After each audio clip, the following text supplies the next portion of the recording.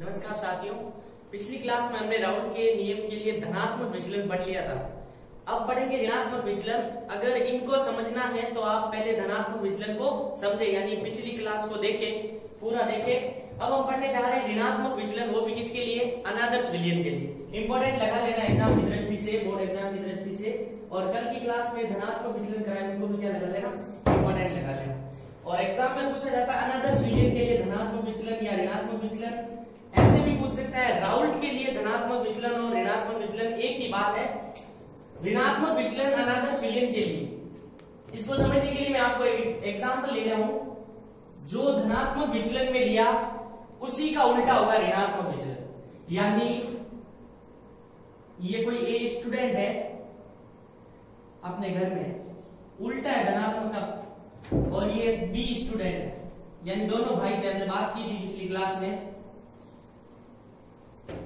जब ये घर में है यानी इनकी पाबंदियां कम है, यानी कहीं भी जा सकता है, ए बी कहीं भी जा सकता है। अगर इन्हीं को वापस कहां ले जाया जाए? हॉस्टल में। कहां ले जाया जाए? ए और बी, तो इनके ऊपर ज्यादा पाबंदियां हो जाएगी। यानी ए अपने घर था तो कहीं भी जा सकता है और बी अपने घर था तो कहीं भी जा सकता है। लेकिन जब इन दोनों को हॉस्टल में डाल दिया तो कहीं आना जाना बंद हो जाएगा, यानी इनकी लिमिट हो जाएगी। तो ठीक उसी प्रकार यहां देखा जाए, यानी क्लोरोफॉर्म है हमारे पास और एसीटोन है। जब ये अपने अलग अलग थे, यानी क्लोरोफॉर्म अकेला था तो ये कहीं भी जा सकता था, यानी केमिस्ट्री की लैंग्वेज में समझे तो यानी ये उड़ सकता था आसानी से, यानी वाष्पदाब। लिक्विड में था तो आसानी से गैस में चेंज हो सकता था, कोई पाबंदी नहीं थी। और ये दूसरा उदाहरण ले रहा हूं एसीटोन, ये भी आसानी से लिक्विड से कहां जा सकता है? वाष्प में। तो जितना ज्यादा वाष्प में जाएगा उतना ही वापस आएगा, तो वाष्प दाब उतना ही क्या होगा? अधिक होगा। जब इन दोनों को मिला दिया जाए, जब इन दोनों को मिला दिया जाए तो प्राप्त होने वाला सॉल्यूशन, प्राप्त होने वाला विलयन, ध्यान देना, क्लोरोफॉर्म और एसीटोन के बीच हाइड्रोजन बॉन्ड का निर्माण होता है। किसका निर्माण होता है?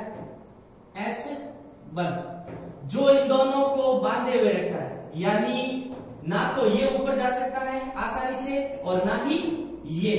जब इन दोनों में से कोई भी ऊपर नहीं जा सकता तो आप खुद केमिस्ट्री की लैंग्वेज में देखो, लिक्विड वाष्प में नहीं बदल रहा है तो क्या वाष्प दाब लगेगा? नॉर्मल लगेगा, लेकिन वाष्प दाब कम होगा इसका। किनकी तुलना में? इन दोनों की तुलना में। तो यहां से स्पष्ट होता है कि ए के मध्य अन्योन्य क्रिया और बी के मध्य अन्योन्य क्रिया, ए बी के मध्य अन्योन्य क्रिया से क्या प्राप्त होगी? कम प्राप्त होगी। क्या प्राप्त होगी? कम प्राप्त होगी। क्यों? इनके ऊपर कोई पाबंदी नहीं है, तो कहीं बी कहीं भी जा सकता है और ए कहीं भी जा सकता है। लेकिन जब इन दोनों को एक साथ मिला दिया गया तो इनके बीच कौन से बंध का निर्माण हो गया? हाइड्रोजन बंध का निर्माण हो गया।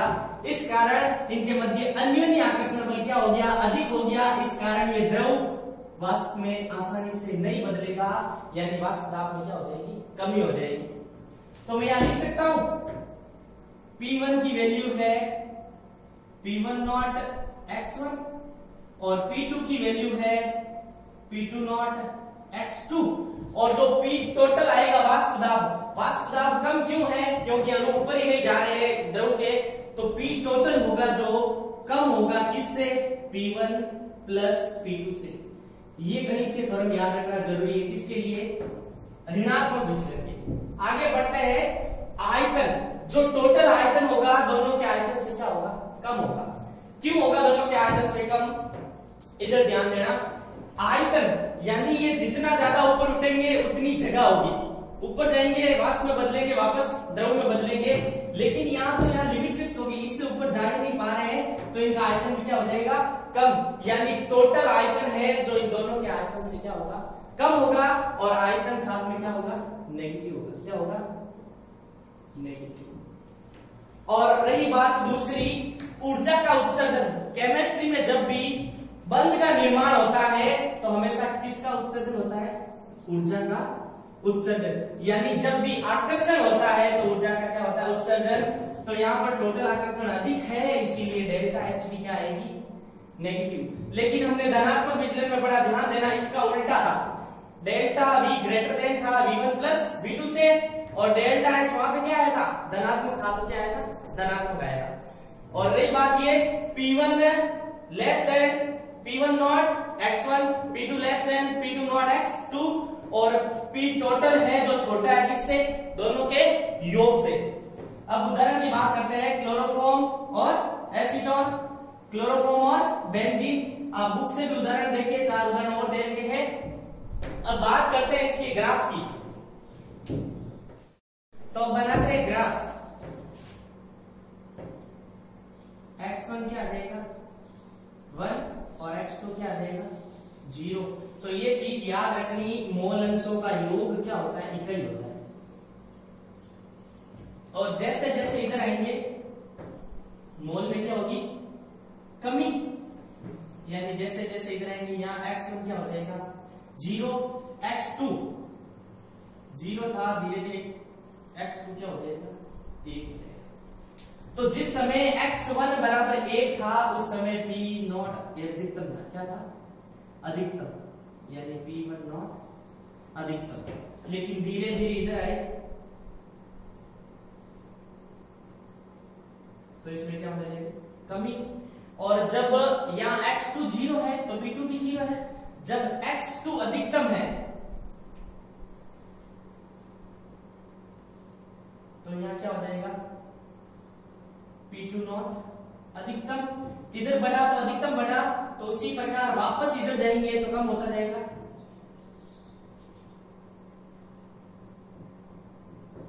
अब बात कर रहे हैं P टोटल की।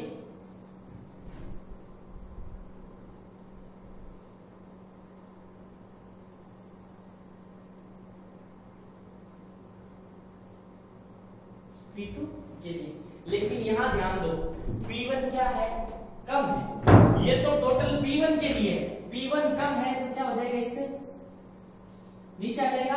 ठीक उसी प्रकार P2 कम है तो P2 कम है यानी ये हो जाएगा। और P टोटल भी कम है किससे, P1 और P2 से। ये तो है P टोटल के लिए, कम है तो थोड़ा इससे क्या हो जाएगा, कम हो जाएगा। तो ये वाला किसके लिए आएगा, P टोटल कम है P1 प्लस P2 से। और ये किसके लिए आएगा, P2 कम है P2 नॉट x2 से। और ये किसके लिए है, P1 कम है P2 नॉट x2 से। तो एक पॉइंट रह गया था, इधर ध्यान देना। इस प्रकार के विलयन में विलायक विलायक विलायक विलय कौन है, AA। विलायक विलायक तथा विलय विलय विलय विलय कौन है, एसीटोन माना हमने। के मध्य अंतर आणविक आकर्षण बल, विलायक विलय के मध्य अंतर आणविक आकर्षण बल से क्या होता है, कम होता है। यानी इनके बीच जो भी बंध का निर्माण होगा वो इन दोनों को मिलाने के बाद ये वाला क्या होगा, कम होगा। क्यों, आसानी से उड़ पा रहे हैं, वाष्प दाब भी अधिक होगा। यानी A के मध्य तथा B के मध्य आकर्षण बल, AB के मध्य आकर्षण बल से हमेशा क्या होगा, कम होगा। इस प्रकार के विलयन को क्या कहते हैं, ऋणात्मक विचलन। किसके लिए, अनादर्श विलयन के। अब हम पढ़ रहे हैं क्वथनांक यानी बॉइलिंग पॉइंट। 11th में हमने क्वथनांक पढ़ा था, 10th में भी पढ़ा था। यानी वहां टेम्परेचर यानी वहां ताप जिस पर कोई द्रव का चेंज होने लग जाए, वाष्प में चेंज होने लग जाए। किस में चेंज होने लग जाए, वाष्प में। लेकिन उससे हटकर पढ़नी है 12th में थोड़ी डेफिनेशन। क्या इधर और डेफिनेशन की ओर, वहां ताप जिस पर वाष्प दाब वायुमंडलीय दाब के बराबर हो। किसके बराबर हो, वायुमंडलीय दाब के बराबर। और वायुमंडलीय दाब लिखा होता है 1 एटमॉस्फेयर ATM। यानी वहां तापमान जिस पर वाष्प दाब किसके इक्वल हो जाएगा, वायुमंडलीय दाब के बराबर, तो वह क्या कहलाएगा, क्वथनांक बिंदु। यानी तापमान है जो किसके इक्वल हो जाएगा, वाष्प दाब किसके इक्वल हो जाएगा, वायुमंडलीय दाब के इक्वल। और ऐसे तापमान को क्या बोलते हैं, क्वथनांक बोलते हैं। यानी द्रव किस में चेंज हो जाएगा, गैस में या वाष्प में। अब हम बढ़ रहे हैं स्थिर क्वाथी मिश्रण, जो इंपॉर्टेंट है, इंपॉर्टेंट लगा लेना इसको भी। स्थिर क्वाथी मिश्रण क्वथनांक इसीलिए बताया कि आसानी से आपको स्थिर क्वाथी मिश्रण समझ में आ जाए। तो स्थिर क्वाथी मिश्रण क्या होता है, एक एग्जांपल ले रहा हूं। जैसे आपने कोई 2 लिक्विड लिए, मान लो ये आपने लिक्विड लिया A, जिसका टेम्परेचर फिक्स है, मान लो 40 डिग्री टेम्परेचर। कितना लिखिए 40 डिग्री, और इसकी मात्रा भी फिक्स है, इसको 25% है। कितना परसेंटेज है? 25, और आपने बी लिया,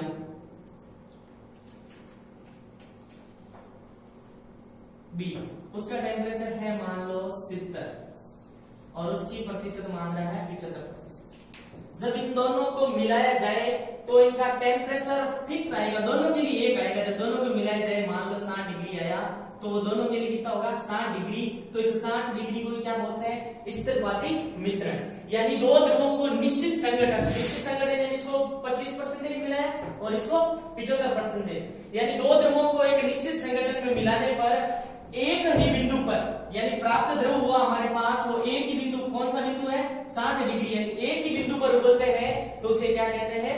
स्थिरवादी मिश्रण। यानी दो अलग अलग द्रव संगठन क्या है उनका निश्चित है, लेकिन जब उनको मिला दिया जाए तो एक निश्चित तापमान पर दोनों उबलने लग जाएंगे, उसे क्या कहेंगे? स्थिरवादी मिश्रण। अलग अलग का तो टेम्परेचर अलग अलग था, लेकिन संगठन क्या था? समान संगठन था, टेम्परेचर अलग अलग था, दोनों को मिलाया तो वह ताप जहां पर दोनों उबलने लग जाएंगे, यानी ये दोनों के लिए 60 क्या है? फिक्स है। ये तो मैंने नॉर्मल एग्जांपल लिया है। तो ये कितने प्रकार के होते हैं? ये कितने प्रकार के होते हैं? दो प्रकार के। एक होता है न्यूनतम क्वथनांक की स्थिर क्वांति और एक होता है अधिकतम क्वथनांक की स्थिर क्वांति। तो जिसमें से हम पहला पढ़ रहे हैं न्यूनतम क्वथनांक की स्थिर क्वांति। अगर आपको स्थिर क्वांति समझ में आ गया तो न्यूनतम आसानी से समझ में आ जाएगा। तो क्या होता है इधर देखना, जैसे आपने ये लिक्विड ए लिया है और दूसरा लिक्विड क्या लिया? बी लिया, और इसका टेम्परेचर मान लो 40 डिग्री था, इसका 50 डिग्री था। संगठन फिक्स है, जैसे 25 और 75 आपने मान लिया। जब इन दोनों को मिलाया तो एक निश्चित ताप प्राप्त हुआ आपको कितना? 30 डिग्री। ये तो दोनों के लिए फिक्स है, लेकिन जो प्राप्त होने वाला ताप है दोनों से हमेशा क्या होगा? कम होगा। क्या ये 50 से कम है? क्या ये 40 से कम है? ये ताप तो कहलाएगा स्थिर क्वांति, लेकिन कम प्राप्त होगा, वो क्या कहलाएगा? न्यूनतम स्थिर क्वांति। तो परिभाषा की ओर चलते हैं। इस प्रकार के मिश्रण के निर्माण में स्थिर क्वांति मिश्रण, तो ये क्या है? यहाँ पर ये स्थिर क्वांति मिश्रण ही है। प्रत्येक अवयव के क्वथनांक, प्रत्येक का क्या है? इसका 40 है और इसका क्या है? 50। प्रत्येक अवयव के क्वथनांक से क्या हमेशा क्या प्राप्त होता है? कम प्राप्त होता है। क्या ये 30 कम प्राप्त नहीं है? तो उसे क्या कहेंगे? न्यूनतम स्थिर क्वांति मिश्रण।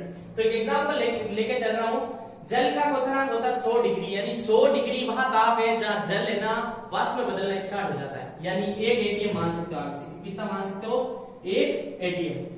तो जल का क्वथनांक है 100 डिग्री सेल्सियस और एल्कोहल का क्वथनांक है 1.5 डिग्री सेल्सियस। और ये आपको याद भी रखना है, कॉम्पिटिटिव एग्जाम में सीधा पूछा गया है एल्कोहल का क्वथनांक और जल का क्वथनांक। तो ये मैं अलग अलग ले रहा हूं। जल का क्वथनांक है 100 डिग्री और एल्कोहल का क्वथनांक है 1.5 डिग्री। जब इन दोनों को मिलाया, और ये ध्यान रखना जल को 5% ही मिलाना और ये एल्कोहल 95%, यानी इनका संगठन क्या है? निश्चित है। तो एक ताप प्राप्त होगा। इस ताप को आप क्या बोलोगे? इस ताप को बोलेंगे स्थिर क्वांति मिश्रण। ये न्यूनतम है या अधिकतम कैसे चेक करोगे? 78 क्या 100 से कम है? 78.5 से कम है, यानी प्रत्येक अवयव से प्राप्त होने वाला स्थिर क्वांति क्या होगा? कम होगा। तो उसे क्या कहेंगे? न्यूनतम क्वथनांक की स्थिर क्वांति मिश्रण। यानी संगठन समान होना चाहिए तो प्राप्त होने वाला ताप होगा वो क्या कहलाएगा? न्यूनतम क्वथनांक की स्थिर क्वांति। तो हमने स्थिर क्वांति मिश्रण पढ़ लिया था और उसमें पहला पार्ट पढ़ लिया था उसका न्यूनतम स्थिर क्वांति मिश्रण। तो एक बार मैं फ्लैशबैक बताना चाह रहा हूँ। स्थिर क्वांति मिश्रण क्या होता है? आपने दो अलग अलग द्रव लिए, उनका संगठन निश्चित है, उनका ताप अलग अलग है, लेकिन जब उनको निश्चित मात्रा में मिलाया जाए तो उनका एक निश्चित टेम्परेचर पर वो उबलने लग जाएंगे। जिस ताप पर उबलने लगेंगे वो क्या कहलाएगा? स्थिर क्वांति कहलाएगा। क्या कहलाएगा? स्थिर क्वांति। उसमें हमने पहला पार्ट पढ़ लिया न्यूनतम, यानी दोनों के ताप से जब न्यूनतम ताप आएगा तो वो क्या कहलाएगा? न्यूनतम स्थिर क्वांति। और अब हम पढ़ रहे हैं अधिकतम स्थिर क्वांति। आपने दो अलग अलग लिक्विड लिए, उन दोनों का टेम्परेचर अलग अलग है, संगठन मिलाया, दोनों को मिलाया, प्राप्त होने वाला ताप इन दोनों के ताप से क्या होगा? अधिक होगा, यानी इन दोनों के तापमान से अधिक तापमान पर वो क्या होने लगेगा? उबलने लगेगा। उसे हम क्या कहेंगे? अधिकतम क्वथनांक की स्थिर क्वांति मिश्रण। यानी इस प्रकार के मिश्रण में इस प्रकार के मिश्रण में स्थिर क्वांति मिश्रण। अब बात आ रही है स्थिर क्वांति मिश्रण, आपको बता दिया गया क्या होता है। यानी इसी को भी मैं एक उदाहरण द्वारा वापस समझा रहा हूं थोड़ा। A उल्टा है न्यूनतम का, और बी आपने इसका टेम्परेचर ले लिया 20 डिग्री, यानी 20 डिग्री पे उबल रहा है, और इसको ले लिया 30 डिग्री। इसकी संघटन मात्रा है 75% और इसकी है 25%। जब इन दोनों को मिक्स किया, मिलाया, तो जो भी प्राप्त हुआ AB, मान लो AB का ताप प्राप्त हो गया 40, तो ये टेम्परेचर, ये तो क्या कहलाएगा, स्थिर क्वांति, यानी डेफिनेशन कहना चाह रही है कि इस प्रकार के मिश्रण में स्थिर क्वांति मिश्रण, यानी ये मिश्रण प्रत्येक अवयव, प्रत्येक कौन है इसमें, एक तो A भाग ले रहा है और एक कौन सा ले रहा है, B भाग ले रहा है, प्रत्येक अवयव के क्वथनांक से अधिक होता है। प्रत्येक अवयव का क्वथनांक इसका कितना है 20 और इसका कितना है 30, इनसे अधिक होता है। 20 से अधिक है कि नहीं है 40, 30 से अधिक है कि नहीं है, यानी प्राप्त होने वाला मिश्रण का क्वथनांक प्रत्येक के क्वथनांक से हमेशा क्या प्राप्त होगा, अधिक प्राप्त होगा, उसे क्या कहेंगे, स्थिर क्वांति मिश्रण, अधिकतम स्थिर क्वांति मिश्रण।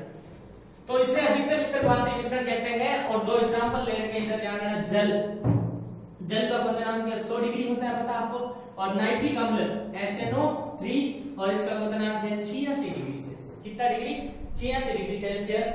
जब इनको निश्चित मात्रा में यानी निश्चित संगठन में मिलाया गया तो HNO3 को 68%, ये प्रैक्टिकल तौर पे किया गया है, आपको याद रखना है, 68% मिलाया, और जल को कितने प्रतिशत, 32% मिलाया।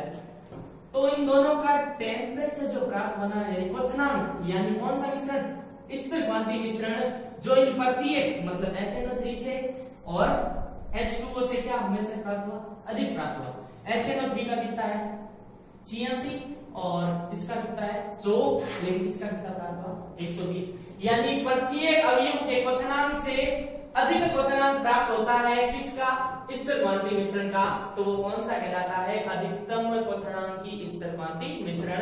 और आपको एग्जांपल याद रखना है बोर्ड में, तो एसीटोन और क्लोरोफॉर्म, और एक याद रखना जल और नाइट्रिक अम्ल, और साथ साथ बुक भी जरूर पढ़े। आगे है जो बहुत ही इंपॉर्टेंट टॉपिक स्टार्ट करने जा रहे हैं, अणुसंख्यक गुणधर्म। अणु मतलब अणुओं की संख्या के गुणधर्म, यानी जो केवल अणुओं की संख्याओं पर निर्भर करते हैं उन्हें क्या कहते हैं, अणुसंख्यक गुणधर्म। यानी इधर ध्यान देना, जैसे आपने नमक लिया, नमक के कितने अणु लिए 10, और आपने कोई अलग पदार्थ ले लिया जैसे LiCl लिथियम क्लोराइड ले लिया, उसके भी कितने लिए 10 अणु। ये इस पर निर्भर नहीं करता आपने क्या लिया, लेकिन अणु ये 10 लिए और ये 10 लिए, केवल इस पर निर्भर करता है, अणुओं पर निर्भर करता है, उसे क्या कहते हैं, अणुसंख्यक गुणधर्म। पदार्थ की प्रकृति यानी ये NaCl अलग है और LiCl अलग है, इस पर निर्भर नहीं करता है, केवल किस पर निर्भर करता है, अणुओं पर। ये संख्या समान होनी चाहिए। अगर आपने ये 10 ले लिया NaCl और 5 ले लिए दूसरे में NaCl, तो ये नहीं होगा, क्योंकि अणुओं की संख्या क्या होनी चाहिए, समान, यानी केवल अणुओं की संख्या पर निर्भर करते हैं, पदार्थ की प्रकृति पर निर्भर नहीं करते हैं। तो अणुसंख्यक गुणधर्म यानी ऐसे गुण जो केवल उनके अणुओं पर निर्भर करते हैं, पदार्थ की प्रकृति पर निर्भर नहीं करते हैं। ये 4 प्रकार के होते हैं, और ये भी एक बहुत ही इंपॉर्टेंट है, यहीं से न्यूमेरिकल क्वेश्चन आएगा। इस चैप्टर में से एक न्यूमेरिकल क्वेश्चन आता है, 90% यहीं से न्यूमेरिकल क्वेश्चन आएगा। यानी ये 4 प्रकार के होते हैं, जिसमें से हम पहला पढ़ रहे हैं वाष्प दाब में अपेक्षित अवनमन। नाम से पता करो, वाष्प दाब हमें पता है कि वाष्प द्वारा द्रव की सतह पर लगाया गया दाब क्या कहलाता है, वाष्प दाब में अपेक्षित अवनमन, यानी उसमें कमी आना, ये क्या कहलाता है, वाष्प दाब में अपेक्षित अवनमन। तो इसको समझने से पहले एक उदाहरण ले रहा हूं मैं। जैसे ये मेरे पास कोई लिक्विड है, लिक्विड के रूप में मैंने ले लिया जल, किसको लिया H2O यानी जल। अब जल यानी शुद्ध विलायक का वाष्प दाब कितना है P1 नॉट, इस जल का वाष्प दाब कितना है P1 नॉट। ये मैंने द्रव के रूप में लिक्विड लिया है और इस पात्र में बंद है, तो ध्यान देना कुछ समय बाद ये लिक्विड कन्वर्ट होने लगेगा, किसमें, गैस में या वाष्प में।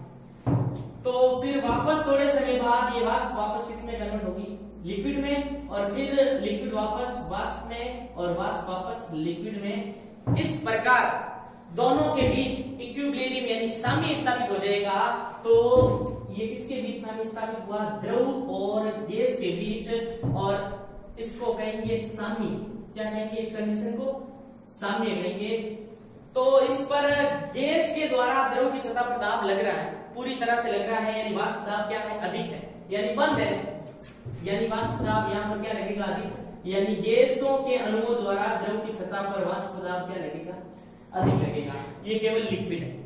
फिर आपने इसमें ठोस अवाष्पशील, ध्यान देना, अवाष्पशील, अवाष्पशील मतलब उसका वाष्प नहीं बनेगा, क्या नहीं बनेगा, वाष्प नहीं बनेगा। ठोस अवाष्पशील विलेय, विलेय यानी कम मात्रा में मिलाने वाले को विलेय बोलते हैं। जब चैप्टर स्टार्ट किया था बताया था, वो आपने क्या लिया, NaCl यानी नमक लिया, और नमक क्या है, अवाष्पशील है, और आपने उसको कहां डाला, इसके अंदर। इसके अंदर डालने पर कंडीशन क्या होगी, इधर ध्यान देना, ये हमारे पास हमारा लिक्विड था, यानी H2O था, तो H2O का प्रक्रम क्या है, लिक्विड से क्या बनना, गैस बनना, गैस में कन्वर्ट होना, लिक्विड से किस में कन्वर्ट होना, गैस से, और गैस से वापस किस में कन्वर्ट होना, लिक्विड में। लेकिन जैसे ही अवाष्पशील विलेय यानी ऐसा पदार्थ जो विलेय नहीं हो, NaCl आपने डाला, तो डालने के कारण कुछ NaCl के अणु इसकी सतह पर आ जाएंगे, लिक्विड यानी जल की सतह पर, जिस कारण वाष्प दाब में क्या हो जाएगी, कमी। क्यों, या तो पूरा द्रव है जो वाष्प में कन्वर्ट हो रहा है और वाष्प द्वारा दाब लग रहा है, उसे क्या कहते हैं, वाष्प दाब। लेकिन अवाष्पशील विलेय डालने के कारण इसकी सतह पर NaCl आ गया, इस कारण वाष्प दाब तो होगा, आधे अणु NaCl के आगे और थोड़े अणु किसके बचे, जल के, यानी केवल वाष्प दाब इसी के कारण लगेगा, यानी वाष्प दाब में क्या होने लगी है, कमी। तो ये रहा P1 नॉट अधिक है किससे, P1 से। P1 नॉट क्या है, इसका वाष्प दाब जो इससे अधिक है, जाहिर सी बात है, सिद्ध हो गया। और यह है P1 विलयन का वाष्प दाब, यानी यहां जो वाष्प दाब लगेगा, अवाष्पशील विलेय मिलाने के बाद विलयन के वाष्प दाब से हमेशा ये वाला वाष्प दाब क्या होगा, अधिक होगा। इसी कंडीशन को बोलते हैं वाष्प दाब में अपेक्षित अवनमन, यानी यहाँ तो वाष्प दाब में क्या आ रही है, कमी आ रही है, इसीलिए किसमें कमी आ रही है, वाष्प दाब में, तो इसी कमी को बोलते हैं अपेक्षित अवनमन, किसमें, वाष्प दाब में। तो इसको समझने से पहले ये थोड़ा सा पैटर्न समझ लो। विलयन, जब चैप्टर स्टार्ट किया, विलयन में क्या क्या होते हैं, जब एक विलेय डालो और एक विलायक डालो तो जो भी प्राप्त होता है उसे कहते हैं सॉल्यूशन। तो मैं विलायक के मोल अंश मान लो x1 है और विलेय के मोल अंश है x2।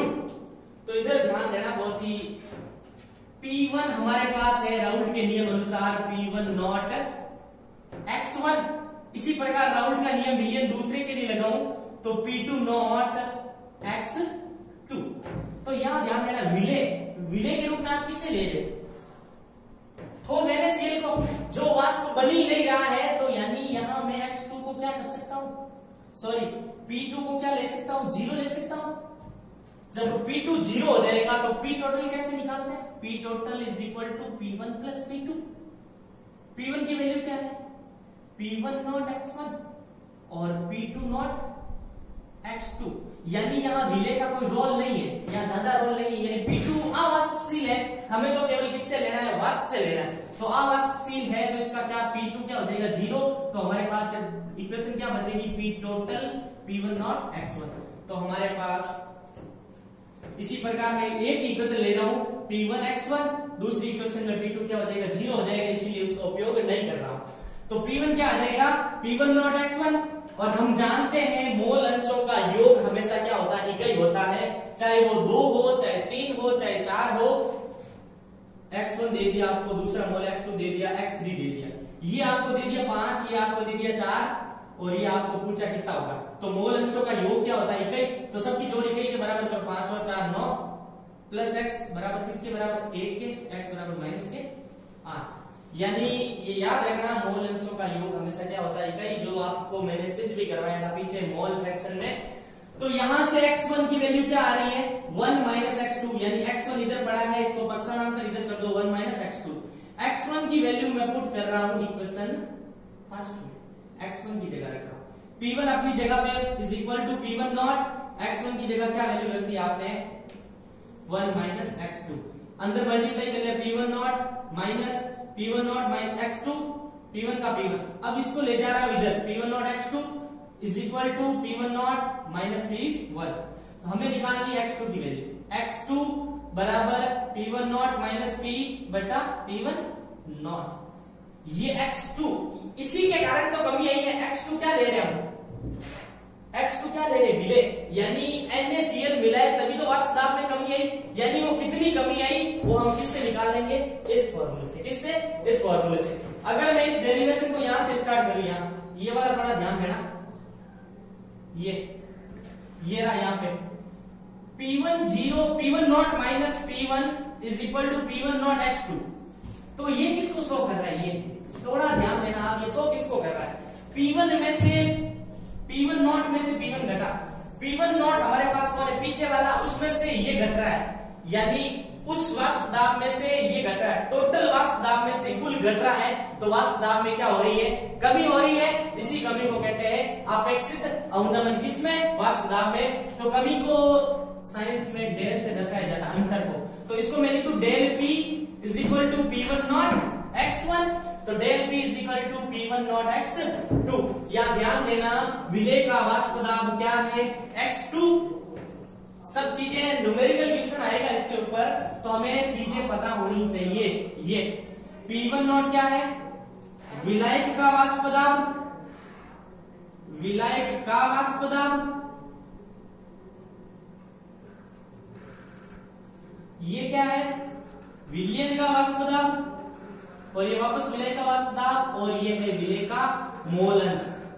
और तो लास्ट में आपको फॉर्मूला कौन सा याद रखना है, x2 is equal to P1 not minus P1 upon P1 not. ये फॉर्मूला आपको याद रखना है। इसमें इसको क्या बोलते हैं बता दिया, इसको क्या बोलते हैं, इसको क्या बोलते हैं। तो जो नेक्स्ट क्लास होगी हमारी, उसमें हम वाष्प दाब में अपेक्षित अवनमन के ऊपर आंकिक प्रश्न करेंगे, और अनुषंगी गुणधर्म 4 प्रकार के होते हैं, चारों के चारों इंपॉर्टेंट है। तो इसी तरह हमारे साथ जुड़े रहिए। धन्यवाद।